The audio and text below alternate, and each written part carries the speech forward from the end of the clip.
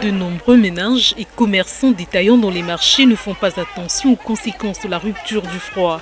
Ils font usage des provisions alimentaires congelées ou surgelées, dont une grande partie ayant subi l'effet de la chaleur ambiante et souvent remise dans le froid pour être réutilisée les jours suivants.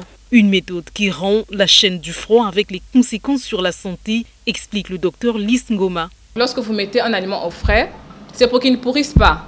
Donc la protéine, en fait, c'est juste qu'il n'y a pas multiplication des microbes. Donc vous n'avez pas tué les microbes, mais vous avez plutôt arrêté leur prolifération. Maintenant, lorsque vous faites sortir, il faut directement réchauffer et puis consommer.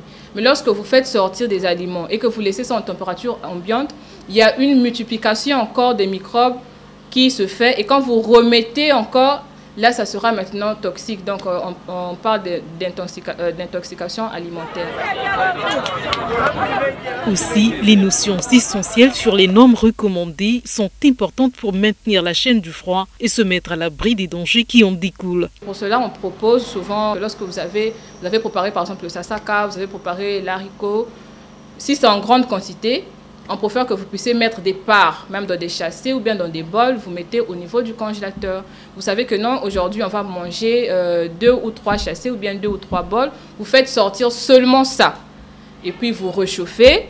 Les autres restent dans le congélateur. Parce que lorsque vous allez faire sortir toute la marmite, en attendant que ça puisse d'abord se décongeler, enlever un peu, ce que vous allez laisser là, les microbes ont déjà proliféré. Le maintien de la chaîne du froid est ainsi fondamental pour l'hygiène alimentaire et cela y va de la santé de tous les consommateurs.